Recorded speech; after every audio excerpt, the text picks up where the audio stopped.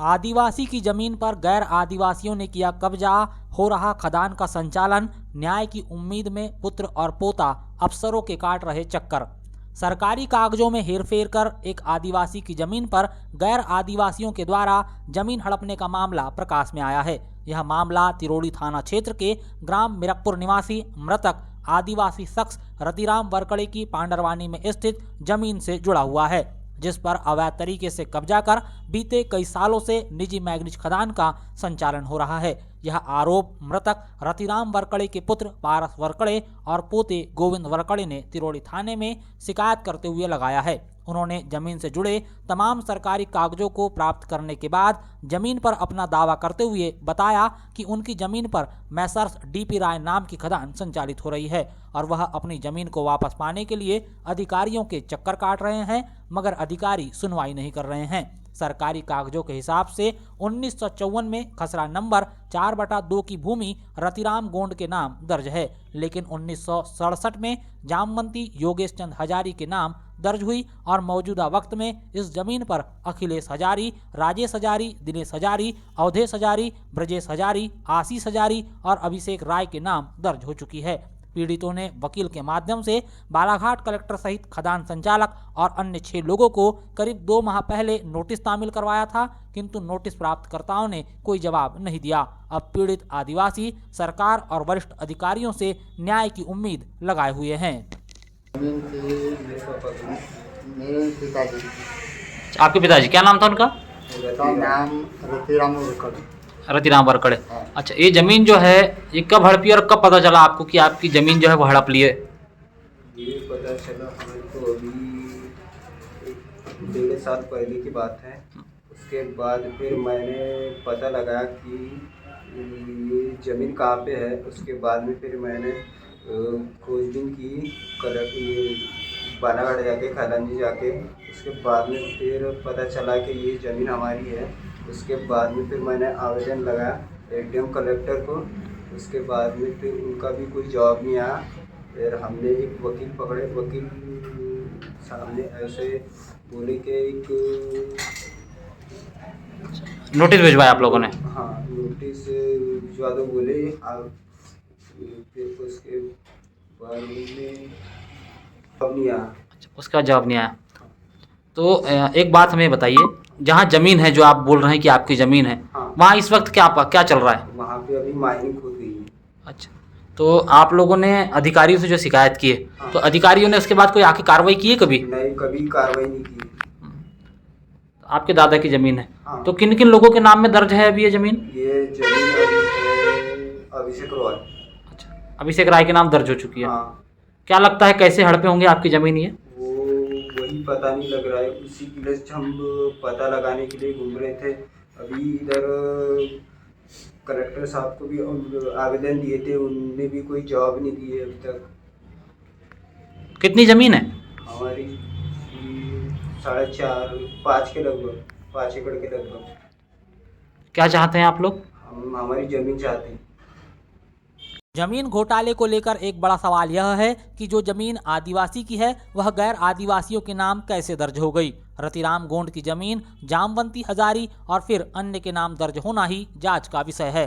पहली नज़र में तो मामला साफ तौर पर समझ में आ रहा है कि करीब 50 साल पहले ही उस वक्त कागजों में हेरफेर कर आदिवासी की करीब 5 एकड़ जमीन को अपने नाम गैर आदिवासियों ने करवा लिया है और यह काम बिना अधिकारियों की मिलीभगत के संभव भी नहीं है। मृतक रतिराम के पुत्र पारस ने बताया कि अज्ञानता की कमी के कारण उन्होंने इतने सालों तक कुछ भी नहीं किया, लेकिन जब उनके पुत्र गोविंद वरकड़े को शिक्षा हासिल करने के बाद जमीन की समझ आई तो उन्होंने जमीन से जुड़े दस्तावेज की खोजबीन शुरू की। करीब 1.5 साल पहले ही जमीन की पावती उनके हाथ लगी और उन्होंने अपनी जमीन के बारे में सरकारी कार्यालयों से जानकारी एकत्रित करनी शुरू की तो पता चला कि दादा की जमीन को गैर आदिवासियों ने अपने नाम दर्ज करवा लिया है। वैसे तो किसी भी गोंड आदिवासी की जमीन को गैर आदिवासी के द्वारा खरीद पाना बेहद मुश्किल है।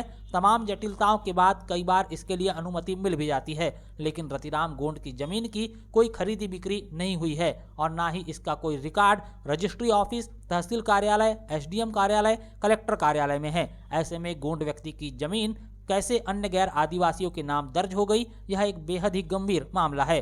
रतिराम के बेटे और पोते का कहना है कि जामवंती योगेश चंद के साथ किसी भी प्रकार का कोई अनुबंध नहीं किया गया। हालांकि उन्होंने बताया कि योगेश चंद मेसर्स डीपी राय खदान के कानूनी सलाहकार यानी कि वकील थे, जिनकी पत्नी के नाम रतिराम की जमीन दर्ज है। बहरहाल आदिवासी पुत्र और पोता अपनी जमीन वापस पाने के लिए सरकारी दफ्तरों के चक्कर काट रहे हैं।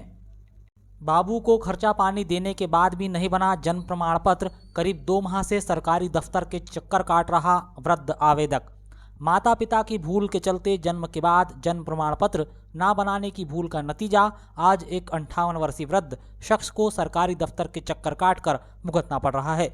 वहीं सरकारी दफ्तर में बैठा बाबू आवेदक से प्रमाण पत्र बनाने की एवज में पैसों की मांग कर रहा है, जिससे आवेदक पूरी तरह से हताश हो गया है। सरकारी सिस्टम के आगे लाचार बन चुके इस शख्स ने मीडिया को अपनी व्यथा सुनाई। पूरा मामला कटंगी तहसील के ग्राम लोहमारा के एक ग्रामीण के जन्म प्रमाण पत्र से जुड़ा हुआ है, जिसे पाने के लिए वह करीब 2 माह से सरकारी दफ्तर के चक्कर काट रहा है। वकील के जरिए बाबू को खर्चा पानी यानी कि पैसा देने के बाद भी उसे प्रमाण पत्र नहीं मिल पाया है। आवेदक ताराचंद देवाहे ने बताया कि उनका जन्म 15 जुलाई 1966 को हुआ, किंतु परिजनों ने अज्ञानतावश उस वक्त जन्म प्रमाण पत्र नहीं बनवाया। अब आवश्यक कार्य के चलते 58 साल की उम्र में उन्हें जन्म प्रमाण पत्र की आवश्यकता पड़ी, तो तमाम कागजी प्रक्रियाओं और दस्तावेजों के साथ प्रमाण पत्र बनाने के लिए उन्होंने लोक सेवा केंद्र में आवेदन किया, तो जांच उपरांत आवेदक को अधिकारी ने निरस्त कर दिया, जिसके बाद पुनः एसडीएम के पास अपील की गई। इस बीच नायब तहसीलदार कार्यालय के बाबू ने आवेदक से पैसों की डिमांड की, तो आवेदक ने एक वकील के जरिए बाबू को खर्चा पानी भी दे दिया, किंतु इसके बाद भी प्रमाण पत्र नहीं मिला और अब बाबू और अधिक पैसों की मांग करते हुए परेशान कर रहा है, ऐसा वकील ने आवेदक को बताया है। जन्म प्रमाण पत्र के लिए आवेदन लगाया था तहसील में, आवेदन लोक सेवा में भी लगाया, फिर उसके बाद अपील भी किया था। अपील के पश्चात फिर उसकी फोटो कापी फिर और नायब तहसीलदार ऑफिस में जमा किया।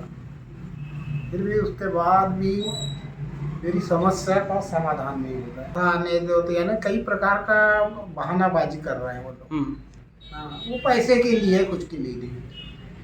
आपने अभी तक किसी को कोई पैसा दिया? पैसा तो वकील को दिया था जी, वो उसके माध्यम से उनने भी वो कम उतने में नहीं होता करके वो वापस से नहीं किए पैसा और कुछ नहीं, और 1200-1300 रुपये की बात कर। किसको पैसा दिया था आपने? वो एक डोंगरे है वकील का, सिरपुर वाला है कहीं का। अच्छा, उसके माध्यम से दिए थे। जनता से सरकारी कामों के बदले रिश्वतखोरी को कम करने के लिए मध्य प्रदेश सरकार ने प्रदेश की जनता को समय सीमा में सरकारी सेवाओं का लाभ देने के लिए लोक सेवा केंद्रों की स्थापना हर तहसील में की थी। यहाँ पर आवेदक आवेदन कर समय सीमा में अपना काम करवा रहे हैं, मगर जिन आवेदकों के आवेदन लोक सेवा केंद्र में लगने के बाद किसी भी कारण से निरस्त हो रहे हैं और आवेदक पुनः अपील कर रहे हैं, ऐसे आवेदकों से बाबुओं के द्वारा रिश्वत मांगे जाने की शिकायत लगातार कटंगी में मिल रही है। दरअसल लोक सेवा केंद्र में आवेदन लगने के बाद कई बार कुछ आवेदनों को संबंधित विभाग के अधिकारी समय अवधि बीतने पर सीधे निरस्त कर देते हैं। इस बीच जब आवेदक समय अवधि बीतने पर अपने आवेदन की प्रक्रिया को जानने के लिए लोक सेवा केंद्र तक पहुंचता है तो उसे बताया जाता है कि आवेदन निरस्त हो गया है। चौंकाने वाली बात तो यह है कि लोक सेवा केंद्र में मौजूद कर्मचारियों को भी इस बात की जानकारी नहीं होती कि आवेदन निरस्त क्यों किया गया है। ऐसे में वह भी आवेदक को कोई ठोस जानकारी नहीं दे पाते और अपील करने की सलाह देते हैं, और जब आवेदक अपील करता है तो सरकारी कार्यालय में बाबू उस काम के पैसे मांगते हैं। पौनिया में निःशुल्क आरोग्य स्वास्थ्य शिविर का हुआ आयोजन, ग्रामीण अंचलों के 300 मरीजों को मिला स्वास्थ्य लाभ। तिरोड़ी तहसील क्षेत्र की ग्राम पंचायत पौनिया में manganese mines of Messrs Sukhdev Prasad Goenka की ओर से खदान परिसर में शुक्रवार को निःशुल्क स्वास्थ्य परीक्षण शिविर का आयोजन करवाया गया, जहां परीक्षण के बाद दवा वितरित की गई। शिविर में पौनिया, चौखंडी और चिकमारा सहित आसपास के अन्य गांवों से आए 300 मरीजों का स्वास्थ्य परीक्षण के बाद उन्हें निःशुल्क दवा वितरित की गई। निःशुल्क स्वास्थ्य शिविर की संयोजिका श्रीमती गुंजन गोयनका ने कहा कि गरीबों और असहाय लोगों की सेवा करना एक पुण्य का काम है। यह प्रेरणा हमें अपने बड़े बुजुर्गों से मिली है। पौनिया सहित आसपास के अन्य गांव हमारा परिवार है और हमारा दायित्व है कि हम उन्हें रोजगार के साथ उनकी सेहत भी ठीक रहे, इस बात का ख्याल रखें।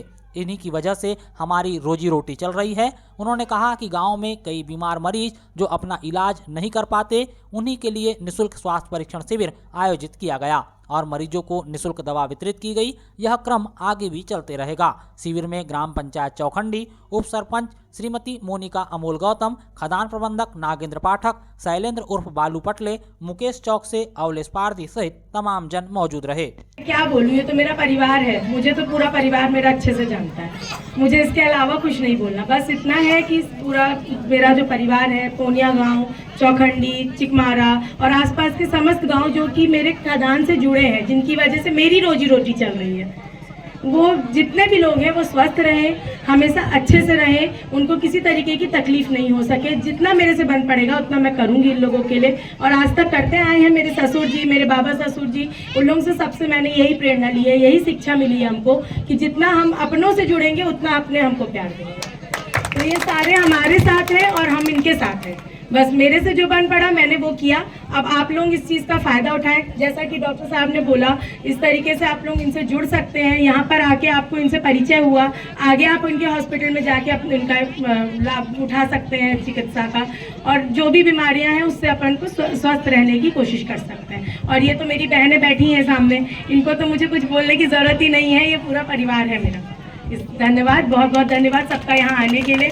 मैम आपका यहाँ आने के लिए बहुत धन्यवाद। सर आप लोगों का यहाँ आने के लिए बहुत बहुत धन्यवाद। ये मेरे कटनी जिले से डॉक्टर राजकुमार चक्रवर्ती जी, ये भी आए हुए हैं अपने को इस हॉस्पिटल में, मतलब यहाँ से कार्यक्रम में सहयोग करने के लिए। मैं इनका विशेष धन्यवाद करना चाहूँगी। इसके लिए इनके लिए एक जोरदार तालियां हो जाए। धन्यवाद।